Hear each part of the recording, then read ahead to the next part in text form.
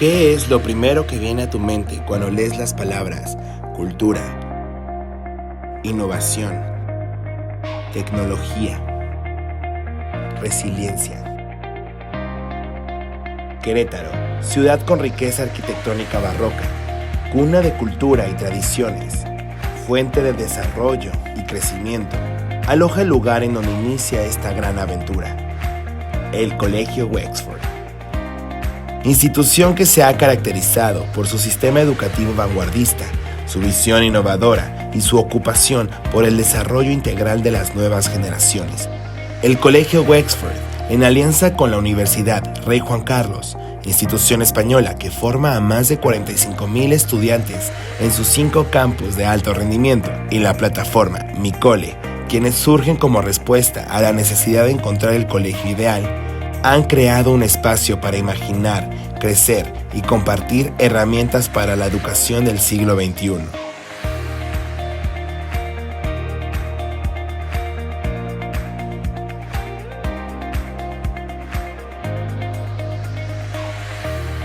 Les damos la bienvenida a la primera edición del Foro Iberoamericano de Prácticas Educativas, FIPE. Imagina, crea, comparte.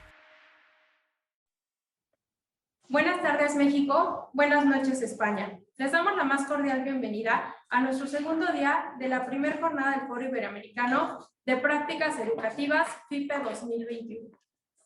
Imagina, crea, comparte. Soy Alejandra Gutiérrez y es un honor para mí presentarles a la doctora Teresita García Adame y su ponencia Docentes que aprenden y transforman. Teresita García Adame es licenciada en Psicología Clínica, maestra en Desarrollo Organizacional y terapeuta gestal con especialidad en Programación Neurolingüística. Es catedrática de las universidades Adáhuac y Montreal. Coach certificada internacional en alineación de equipos de trabajo otorgada por el ITEMS. Modelo de liderazgo otorgado por la Universidad de Negocios de Harvard. Doctorante en psicopedagogía. Cedo el micrófono a la doctora Teresita García Adame y pedimos a nuestros participantes que en caso de que tengan alguna pregunta o comentario para nuestra ponente, la compartan con nosotros en la opción de pregunta-respuesta.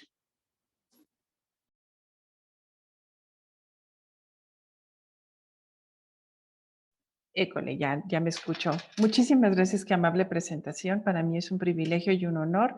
Estuve escuchando un poco la presentación del maestro Rodrigo, muy interesante, y pues ojalá que la pueda concatenar en este proceso educativo. Hoy, que hace muchísimo calor en Querétaro, estamos a 31 grados, espero no deshacerme durante la conversación. Espero tener la capacidad de poder humanizar este espacio virtual y de que ustedes me permitan sentirme cercana a ustedes y ustedes hacia mí, que eso es muy importante en este proceso de crisis sanitaria, que estos espacios, que las escuelas, los edificios como tal se han cerrado, pero las escuelas no, es decir, la escuela sigue presente y vigente, cada quien desde sus casas, y que la escuela nos permite socializar, que pudiéramos generar humanizar este espacio, quitarle el frío digital. Como la tecnología no tiene eh, honor en algunas veces, si en algún momento me llego a ir por circunstancias ajenas a mi voluntad, yo aquí regreso. Agradezco muchísimo a las 138 personas que están justo en este momento. Deseo que esta conversación, que esta plática sea propositiva, sea reflexiva y pueda dejarles un buen sabor de boca para mejorar nuestras prácticas educativas. Mientras haya educación, hay esperanza en el proceso del mundo. Bueno, ya me hicieron favor de presentarme, entonces me voy a saltar mi presentación. Y pues el tema es docentes que aprenden y transforman, la importancia de las habilidades blandas, que hoy se le conocen como habilidades de vida. ¿Y qué es importante? Bueno, esta soy yo. Dice un filósofo mexicano, padre dominico, sacerdote dominico, Mauricio Bouchot, que la única educación que permanece en el hombre, la única significativa, es la que le brinda algún sentido. Y no solo como sentido de camino, sino como sentido de sentir. La educación nos humaniza, nos personaliza, nos vuelve más personas. Entonces, cuando un alumno y un docente se encuentran y son coincidentes en este camino de aprendizaje, quiere decir que se vuelve significativo. Y el docente como aquel que transforma, el que tiene una narrativa que está basada en la posibilidad y en la esperanza. Cualquier proceso educativo tiene que tener muchísimas variables, pero dentro de la narrativa de la educación debe de haber esperanza y posibilidad para aquel que está siendo educado. Y para tal forma es importante como mencionar que hay un tacto pedagógico y que hoy en día creo que viene mucho a colación este tacto pedagógico y que alude a esta sensibilidad que tiene un docente de actuar de manera eficaz, prudente, consistente ante situaciones que suceden en el aula. Ustedes como expertos en el proceso educativo, ¿cuántas historias no escuchan a lo largo de su andar, de su día a día en un proceso educativo? En un aula, finalmente el proceso educativo es contarnos historias. Entonces, en este contar historias, reconociendo que cada persona es un misterio y es un divino misterio, y esa persona ya trae su narrativa, su propia historia que se cuenta constantemente. Y cuando llegamos a la socialización, al encuentro con el otro, ¿qué situaciones empiezan a dispararse? Situaciones coincidentes de amistad, de complicidad, pero también muchas veces de malestar. ¿Qué hace el docente ante esas situaciones que no solo se hacen presentes en un sistema educativo, sino que se hacen presentes en cualquier sistema en donde los seres humanos estemos inciertos? Hoy en día, en las organizaciones, que es cuando yo tengo el privilegio de trabajar mucho en organizaciones de clase mundial, una de las cosas que se adolece o de los síntomas o del dolor que puede tener un sistema organizacional, justamente es que las personas les hace falta conectar con esas habilidades de vida, con esas habilidades suaves. Es tan importante capacitar la parte dura, ¿no? La parte cognitiva, la parte del pensamiento oportuno. También es de suma importancia que en el proceso de educación se pueda educar la parte sensible, la parte en donde me conecta no solo conmigo, sino me conecta con el otro. Y eso, en estricto sentido, debería de proveerse, de darse en un sistema familiar y únicamente la escuela debería de ser un reforzador. Sin embargo, si voy y me inserto desde mi sistema con un malestar, pues obviamente lo llevo también al proceso educativo. ¿Qué hacer como docentes ante situaciones donde hay dolor, hay malestar, hay incertidumbre? Y hoy en día, el proceso educativo, que cada quien está en un espacio y que estamos alejados y que se nos ha quitado esta capacidad de autonomía, que es tan importante la mirada del otro. En el otro también me aprendo, en el otro me siento, en el otro de sentir, en el otro me, me identifico, en la mirada del otro aprendo. En la mirada del maestro muchas veces debe de haber consuelo, debe de haber esperanza. La mirada del maestro debe de traer ese sentido de fe hacia la persona.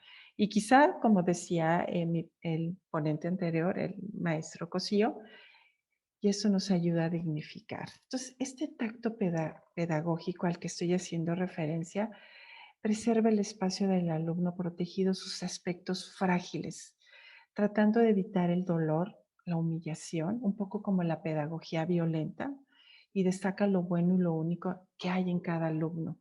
Ahí es cuando estamos significando, cuando me encuentro, cuando tengo una narrativa de posibilidad con el otro, cuando le hago ver que es capaz, que es suficiente, que muchas veces necesita probablemente reencontrarse consigo mismo y confiar. Creo que si pudiera resumir qué sería un acto pedagógico, tendría que estar basado en la confianza que un docente tiene hacia el alumno y que el alumno tiene hacia el docente.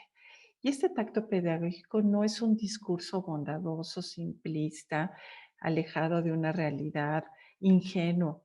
sino por el contrario, hoy en día la forma en que nos narramos esta situación que estamos comprendiendo, aprendiendo, como es la crisis sanitaria, como esta nueva pauta de relación con el otro, en donde tenemos que estar distanciados, en donde parte de la comunicación está únicamente ahora hoy en día en los ojos cuando salimos al mundo y tenemos este cubreboca y que tenemos ya esta situación de constantemente estar lavando las manos en un proceso de autocuidado y que hoy en día hasta la comunicación se ha visto afectada porque hoy en día hablamos con los ojos.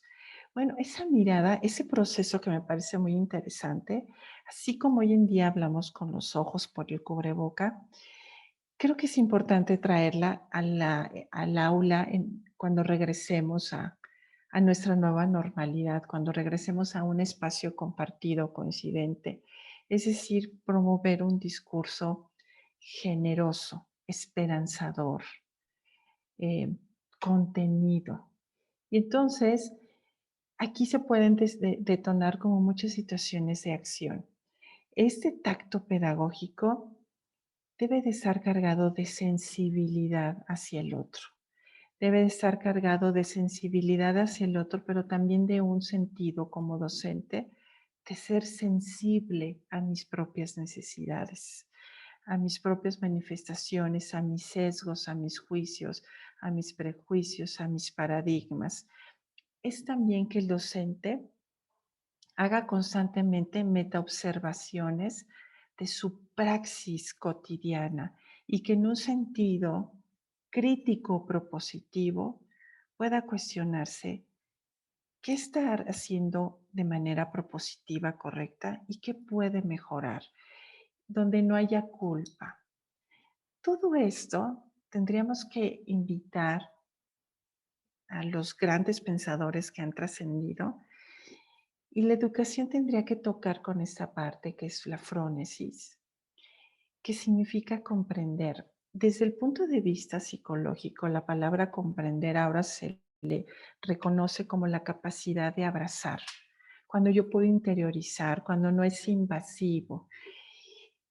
Creo que las habilidades, estoy convencida que las habilidades suaves nos tienen que conectar con una sabiduría práctica, con prudencia.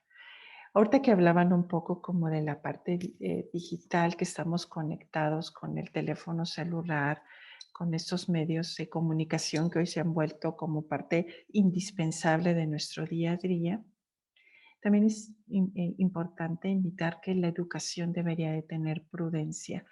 Prudencia desde el punto de vista quizá filosófico sería la capacidad de estar en el justo medio.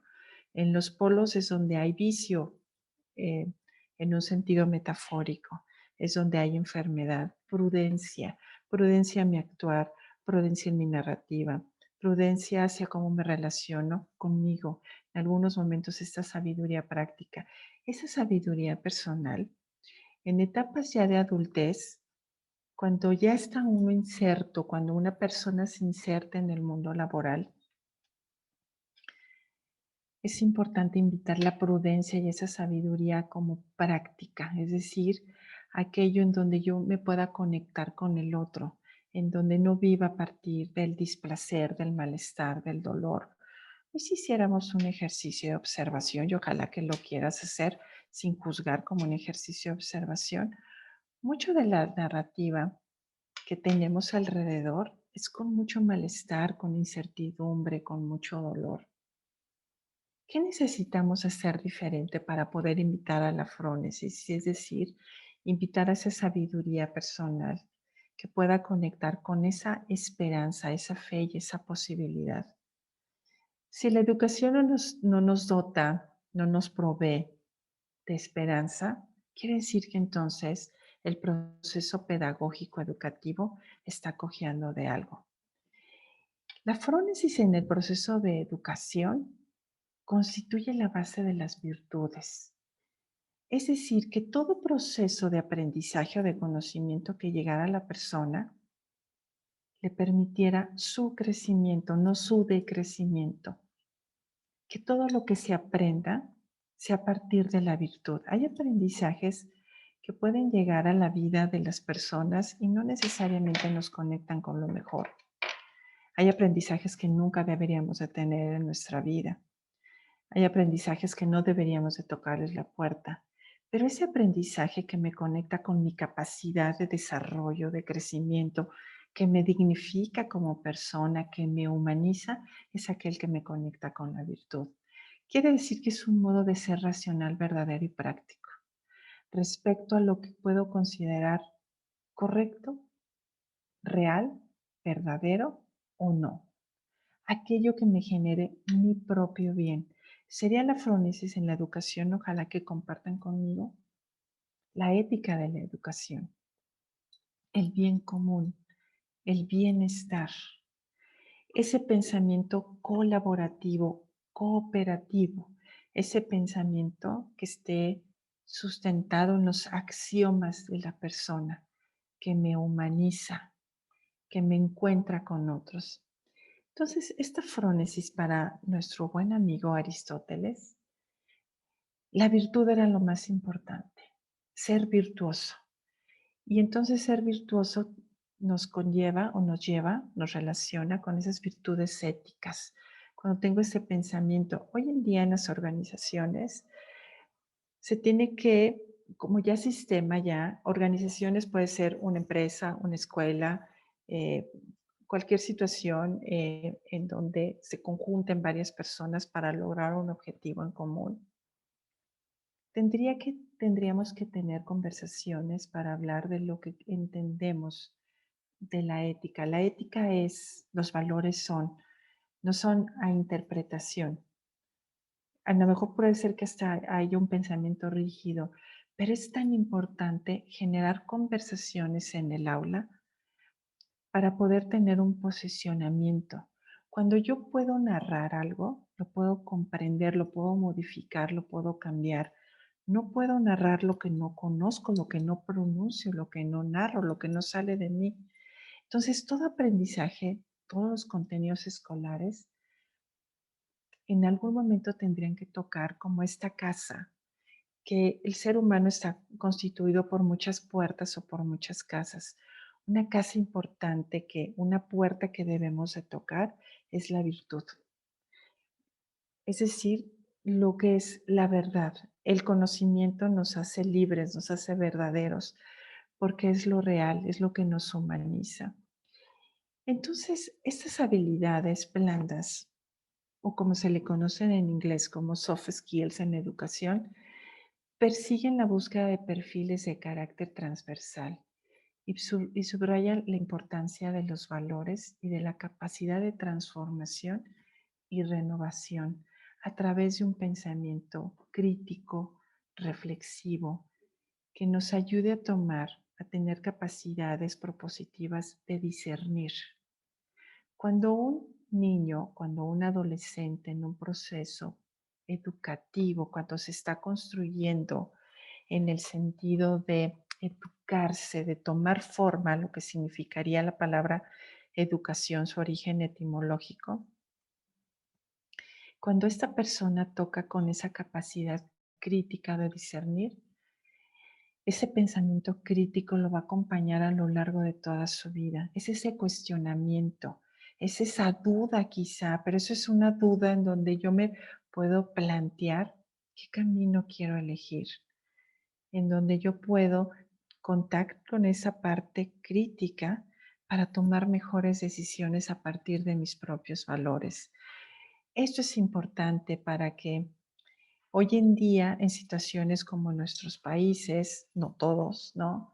En donde de repente el proceso de ética, valores, está olvidado o rezagado en el proceso educativo, es importante que esas habilidades para la vida estén presentes justo para acompañar a las personas a su bien ser, a su bien sentir, a su bienestar. ¿Qué solicitan o cuáles serían, y esta es una invitación, es una propuesta hacia ustedes, ojalá que compartan conmigo, y si no, está también increíble. ¿Cuáles serían como las principales habilidades suaves que es importante traer en el proceso educativo, traer y centrarnos en el aula, la capacidad resolutiva. Hoy en día estuvimos o estamos ante un problema. ¿Cómo resolvemos los conflictos? ¿Cómo resuelvo el conflicto con otro? ¿Cómo resuelvo mis propios dilemas? ¿Qué utilizo? ¿Qué herramientas utilizo cuando pretendo resolver algo? ¿Qué hago? Si ustedes comparten conmigo, si se suman a lo que estoy compartiendo, quizá no hay un método específico para resolver conflictos. Quizá el método para resolver conflictos sería justamente tener una capacidad de resolver crítica, analítica. Y algo importante, creo que cuando tocamos la sabiduría personal es cuando una persona reflexiona, cuando una persona tiene un soliloquio, un diálogo personal. Ese diálogo personal, decía Santa Teresa, una gran filósofa, esa voz interna. Ella decía esa loca interna. Bueno, esa loquita, ese loquito interno que me ayude a tomar mejores decisiones. Es importante en el aula tener estas conversaciones personales, no solo sociales, sino personales. La negociación, la capacidad de diálogo. Fíjense qué hermoso. ¿Cuántas conversaciones pendientes no tendremos a lo largo de nuestra vida por realizar o que nunca se realizaron por no tener una capacidad de diálogo, con encuentro con el otro, con poder tener la capacidad de verbalizar una idea, un sentimiento, una emoción, externarla? Es tan importante generar esos diálogos. Obviamente, el proceso de colaboración. Todo lo que se hace en el aula, lo que yo hago, puede impactar a otros de manera propositiva o negativa. Tengo esta capacidad de pensar no solo en mí, sino pasar del yo al nosotros. Y obviamente la inteligencia emocional, la inteligencia social, ser conectores con otros. Somos seres sociales gregarios, nos gusta la socialización. Eso es algo como estamos constituidos. Tenemos capacidad, permito que los alumnos puedan tener herramientas para que socialicen, para aceptarse, para tener una mentalidad abierta, para tener un sentido del humor. El aula debe de ser también un espacio disruptivo porque estoy segura que una educación sin humor, sin risas, sin esperanza, sin fe, puede ser que no esté completa. La educación también nos debe de conectar con la risa, con el entusiasmo, qué hermosa palabra, con el hecho de sentirme pleno. ¿Qué hago yo como docente para de repente darme la posibilidad de tener un espacio disruptivo para la risa, para el encuentro con otro? Y a veces como en esa situación muy rígida. Entonces, en el ámbito educativo, pues necesitamos una formación continua. Los que tenemos el privilegio de acompañar a otros sabemos que el proceso de aprendizaje tiene un inicio y no necesariamente tiene un fin, que es constante. Por eso yo aprecio mucho que estemos 132 personas el día de hoy, que gentilmente me estén abriendo sus oídos y ojalá que su corazón. Quiere decir que hay un genuino interés en seguir construyendo, en seguir teniendo otras voces reflexivas. Eso es importante. El proceso de la reflexión, de mi diálogo personal, del sentido de responsabilidad, cómo me percibirá el otro, qué tanto mi lenguaje corporal puede sumarse a lo que estoy diciendo, cuando yo hago silencios, cuando yo hablo con la mirada, cuando de repente puedo tener un mal momento. ¿Qué tanto el otro alumno está tomando, está recibiendo lo que realmente quiero compartir con el otro?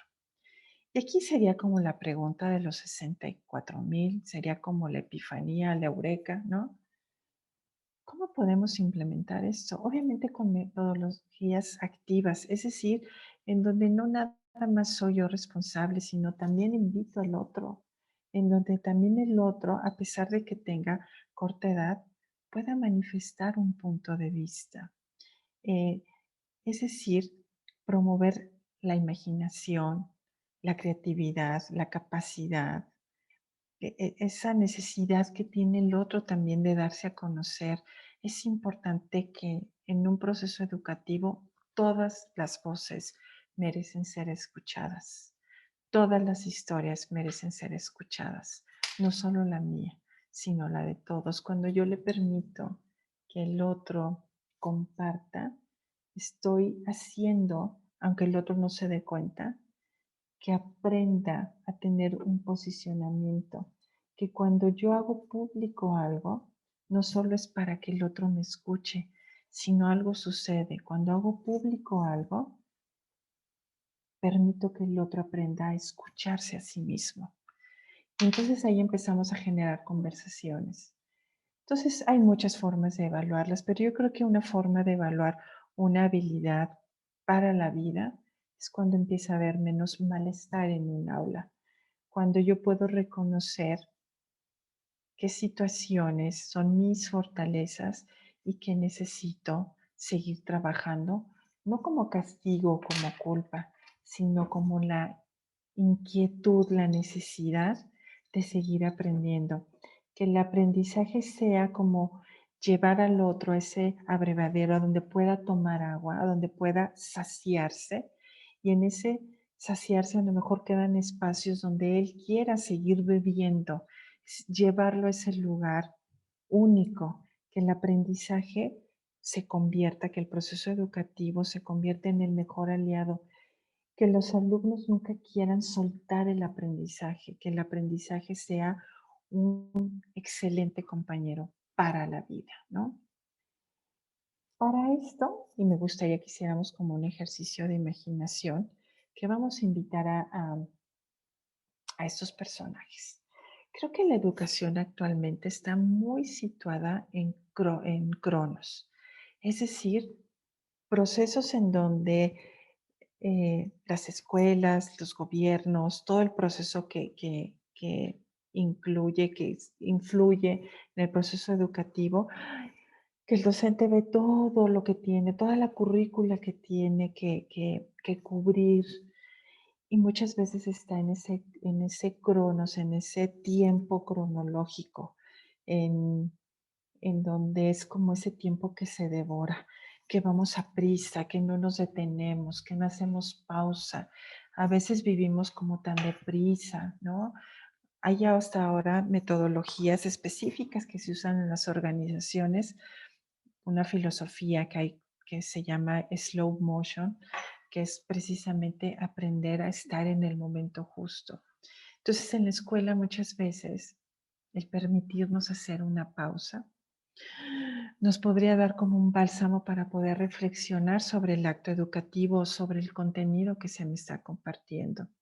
Entonces, a veces la educación está mucho en cronos. Lo bonito de esto, bueno, para mí es bonito, es que muchas veces necesitaríamos también tomarnos un café, sentarnos a platicar, a conversar con Kairos, que representa el momento adecuado, en donde suceden las cosas. El Kairos para mí sería como el alimento de la educación. Es cuando tengo una epifanía, una revelación, un hito. Es cuando me doy cuenta y digo, wow, no lo conocía. Es cuando en ese momento Kairos se apodera de mí y ese se vuelve un aprendizaje significativo, perenne, de por vida, algo que tiene un sentido para mí. Entonces, sería importante que es válido el cronos, por supuesto, pero también es muy importante si queremos promover un pensamiento reflexivo, crítico, propositivo, la capacidad de discernir. Estoy consciente que eso sucede en nuestros momentos de reflexión. Es como ese momento en donde de repente tenemos ese chispazo. Son esas pequeñas pausas que muchas veces no hacemos en el día. Esos silencios pedagógicos que debe de haber en un aula. Esa pregunta pertinente, como lo decía Paulo Freire, ¿no? Que muchas veces en esta intención, en esta vocación que tenemos como docentes, contestamos preguntas que ni siquiera el alumno se había cuestionado. Ese kairos es esa pregunta que se hace personal, es esa pregunta que empieza a tener sentido para que con ese cronos y kairos tengamos un tercer invitado. Que ese tercer invitado sería el ayón, que es el tiempo eterno, el tiempo que siempre está. No sé, para ustedes, lástima que no podemos, que me encantaría haber tenido este acercamiento y poderlos ver a los ojos y poderlos sentir. El aprendizaje, hay aprendizaje que se convierte en algo que nos acompaña toda la vida. Un maestro nos pudo haber tocado tanto en un sentido metafórico que nos signifique, que muy probablemente su servidora sea el cúmulo de voces de todos los maestros. Estoy segura que la que les está hablando no necesariamente soy yo. Soy la suma de todos esos maestros que me permitieron tocar mi kairos. Y que hoy no solo conecté con mi kairos, sino que ya se convirtieron en mi ayón. Es decir, hasta el último suspiro de vida, esa voz me va a acompañar. Ese docente me va a acompañar porque me sigue formando, me sigue educando. Y ese es nuestro tiempo eterno. Esa es la trascendencia que el proceso pedagógico podría alcanzar. Entonces, de repente, cuando sientas que Cronos está muy de cerca, tómate una pausa, tómate un café, una pausa, haz un silencio. Invita a tus alumnos a tener silencios, que empecemos a tener conversaciones personales, que empecemos a generar soliloquios. Es tan importante generar en un proceso reflexivo la capacidad de un niño para que empiece a tener sus propias discusiones, que empiece a formular sus propias preguntas y sus propias respuestas. Y quizá el maestro se convierta en ese gentil acompañante. Y entonces en ese gentil acompañante está el ayón, que es el tiempo eterno. Ese aprendizaje que le dio sentido a mi vida como camino y como emoción. Pero hoy en día, ¿qué hacemos como adultos en un mundo angustiado, ansioso, desenfocado, rápido, ¿no? En donde estamos interconectados? Es increíble que esta conversación esté llegando a muchísimos lados. Qué privilegio poder estar en esta ventana. Pero ¿qué hacemos los adultos para respetar ese tiempo que necesitan niños, niñas, adultos, jóvenes? Precisamente el cronos es evidente, pero ¿cómo acogemos el kairos en la educación? ¿Cómo le puedo dar la bienvenida? Si metafóricamente yo abriera mi aula y abriera mi puerta y entonces se sienta cronos y le doy la bienvenida que es tan importante, pero también si invito al kairos y si invito al ayón, ¿qué conversaciones necesitaría? ¿Cómo lo podría coger ya en un proceso en donde lo lleve? Más allá de lo que hacemos, ¿no? Ese tiempo eterno no tiene ni inicio ni fin, sino que siempre está ahí. Por eso les decía que es importante en esta narrativa que el proceso educativo, no sé si se acordarán o si les llegó a pasar en algún momento histórico, ustedes como alumnos, porque todos en algún momento seguimos siendo alumnos, seguimos siendo aprendices, en algunos momentos nos toca jugar este papel de maestros. Y en otras muchas ocasiones nos toca ser aprendices y ese es el mejor camino, ser aprendiz de vida. En ese momento, muchas veces la narrativa de la escuela era sufrida.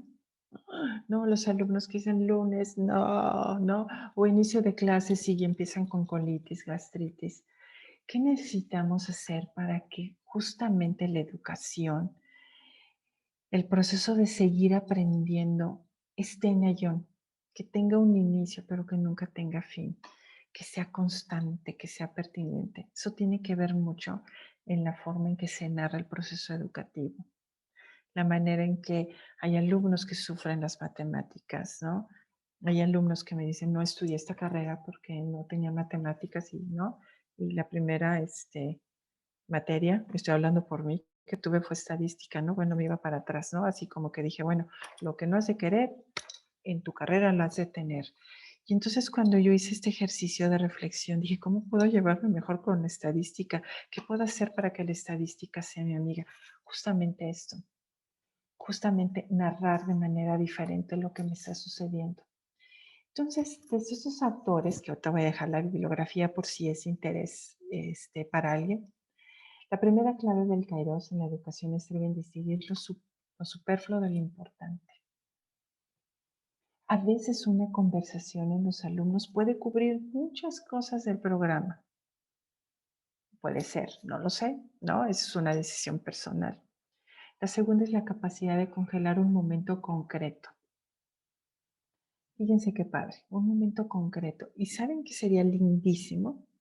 Congelar el momento concreto donde hubo entusiasmo, donde hubo fe, donde hubo encuentros, donde hubo complicidad, donde hubo sintonía, donde hubo sincronía de grupo, donde hubo un encuentro. Congelar ese momento. De aquí a una hora, de que se convierta tu aula en detonadora de buenos recuerdos. Eso sería un regalo para cualquier alumno, que cuando te evoquen a ti como, vamos a decir, como el que diriges esa aula, que cuando te evoquen no solo evoquen conocimientos para la vida, sino que también evoquen emociones. Congelar momentos. ¿Cómo se pueden congelar momentos? Haciendo preguntas, ¿no? ¿Cuál fue tu momento más divertido de la clase? Fíjense, ahí conecto con una emoción propositiva. Si hay grupos en donde no hubo momentos, la pregunta como docente sería, ¿qué necesito hacer para detonar momentos donde haya entusiasmo, alegría, esperanza? Entonces, fíjense, aquí es saborear, es conectarme con el aquí y el ahora.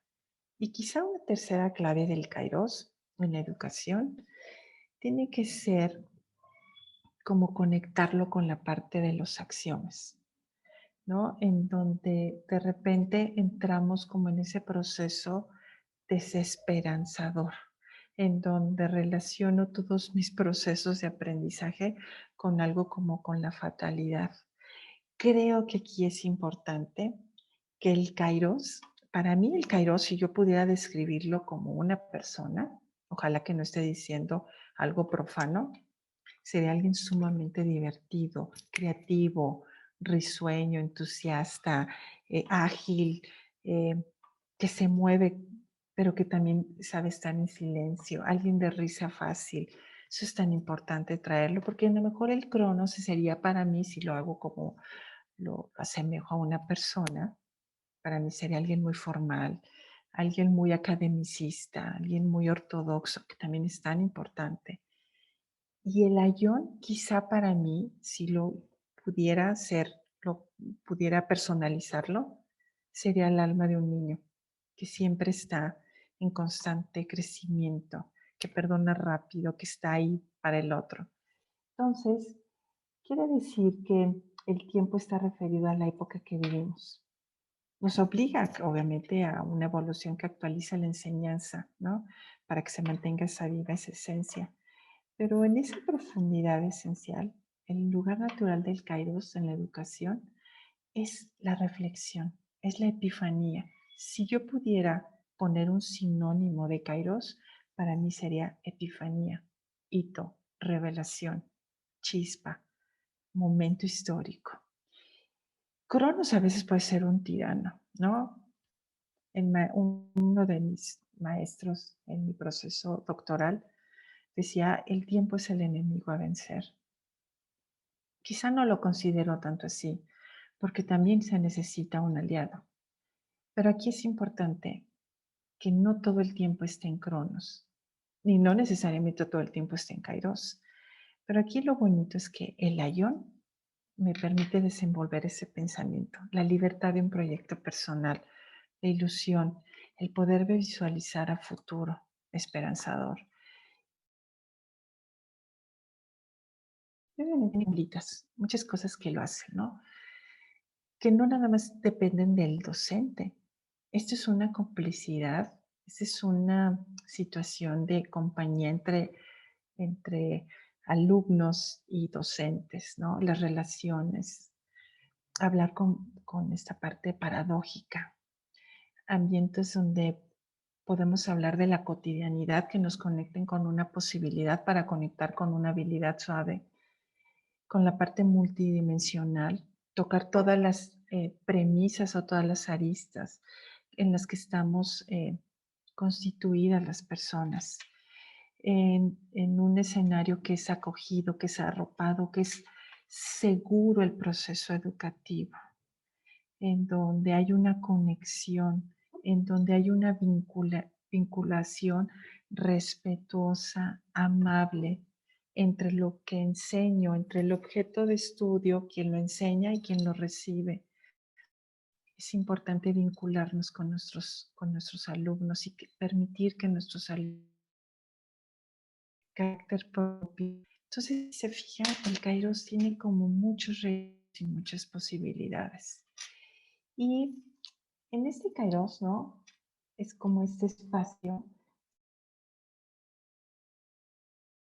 la manera en que enseño, justamente pase como con esas, que sea un privilegio.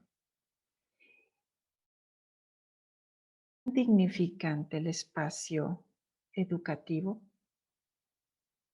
que nunca se quieran ir. Usando el que nunca se quieran ir, no necesariamente de tu aula, sino que nunca te quieras ir de un espacio en donde sigas aprendiendo, en donde te sigas co-construyendo. De ser así, pues podemos educar para personalizar, ¿no? Educar para la vida, educar para la posibilidad, educar para saber que vamos a tener crisis. Pero si analizamos la palabra, el concepto, la evolución de crisis, sería la capacidad que tiene un individuo de decidir. Y cuando yo decido, porque todo el tiempo estamos tomando decisiones,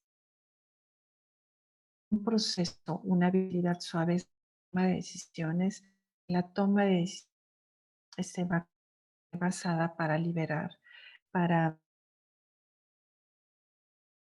conectar con la ética, con un proceso propositivo.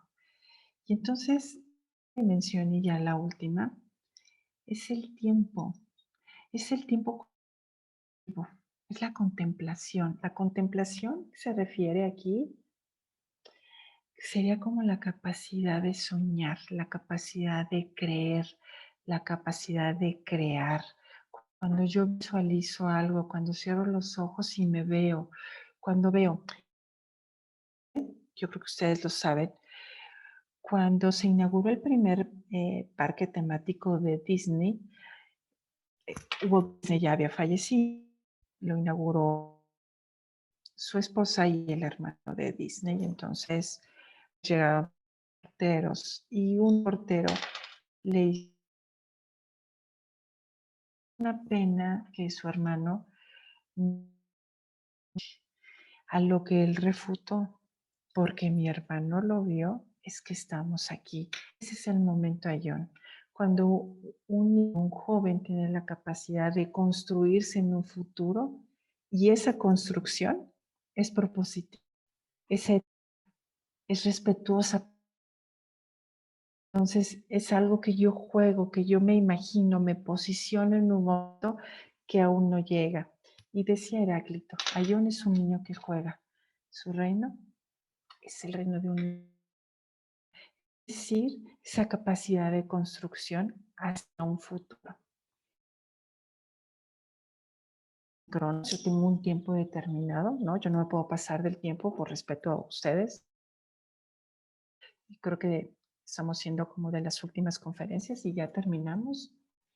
Cuando un niño juega, matamos juego cuando lo delimitamos. A veces la educación debería ser un proceso continuado, que es divertido, que es lúdico, que es pues, verlo como un desafío, más no como un problema. Entonces, en ese juego, yo le pongo estoy hablando metafóricamente, cuando yo le pongo un tiempo, entonces lo delimito únicamente a Cronos. Sería importante invitar a Kairos. Entonces, Cronos es lo que vive el adulto. El Kairos es la oportunidad y el Aion es la intensidad. Lo que nunca podrá ser medido, aquello como que yo confío y entonces me aferro a ese camino que yo veo, hacia allá quiero ir, y no para vivir en un futuro, sino para co-construirme de mejor forma, para caminar pasos firmes hacia allá. Y entonces la educación se entiende como un proceso formativo, humanizante, es decir, que prepara a la persona desde lo más íntimo, toca toda su parte. Esto quizás hasta podría tocar la parte espiritual mística de una persona, que es la vida. Es un acto de fe hacia la vida. La educación es un acto de fe. La educación es un acto de fe hacia el otro. Entonces, la educación en virtudes, en habilidades blandas, es formación, es contraposición de una sola idea de información. Es la formación de virtudes se arraiga desde el principio, desde la estructura ontológica de la persona. Es darle alas a la persona, fe, esperanza.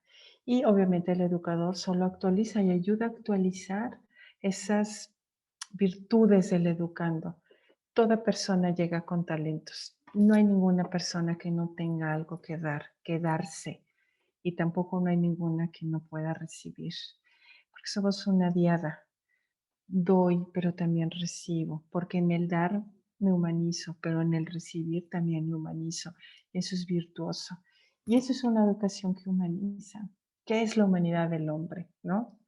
Entonces, sería esa visión.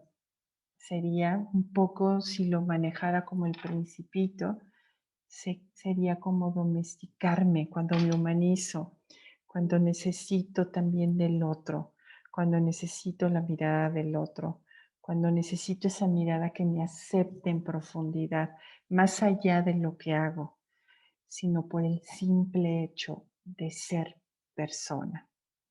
Y entonces, esto tiene que estar basado en el quehacer educativo. A partir de ahí, estas son algunas referencias por si alguien quiere adentrarse en estos temas, como una referencia propositiva, como abrir un abanico de posibilidades, como abrir pantones de colores, como presentar arcoíris en el proceso educativo, ser docente, aprender a ser docente, construirme como docente, co-construirme como docente, es un camino increíble. Yo lo que siento hoy por todos los docentes del mundo es un profundo reconocimiento y admiración, porque mientras haya un maestro en el mundo y mientras haya un niño que quiera ser educado, este mundo podrá tener esperanza. Muy agradecida con su atención, con su disposición a esta charla. No sé que continúe si están ahí. Deseo para ustedes que haya sido propositivo y agradezco mucho que hayan compartido este Kairos conmigo, este tiempo conmigo, no solo cronológico Kairos, y ojalá que alguna reflexión, alguna palabra se convierta en tu ayón. Muchas gracias. Creo que le voy a ceder el micrófono a las personas. Gracias a los que me están poniendo cositas. Muchas, qué amables, qué generosos, muy gentiles. Eso es mi regalo Doctora Teresita emocional. García Adame por su interesante ponencia, la cual nos permite reflexionar nuestra práctica docente, integrando un tacto pedagógico cargado con sensibilidad, además de replantear la diferencia de lo superficial con lo importante, así como valorar el tiempo y vivencias generadas como docentes y con nuestros alumnos. El Foro Iberoamericano de Prácticas Educativas otorga el siguiente reconocimiento a la doctora Teresita García Adame por su valiosa participación como ponente con el tema Docentes que aprenden y transforman en la primera jornada del FIPE celebrada los días 15 y 16 de abril del 2021, Querétaro, México, Madrid, España. Muchas gracias, doctora Teresita. Gracias a ustedes. Para mí fue un privilegio. Que tengan una linda tarde y gracias por sus comentarios. Muy agradecida. Muchas gracias. Para concluir el Foro Iberoamericano de Prácticas Educativas FIPE 2021, después del breve video que veremos, cederé el micrófono a la doctora Silvia Islas para la clausura.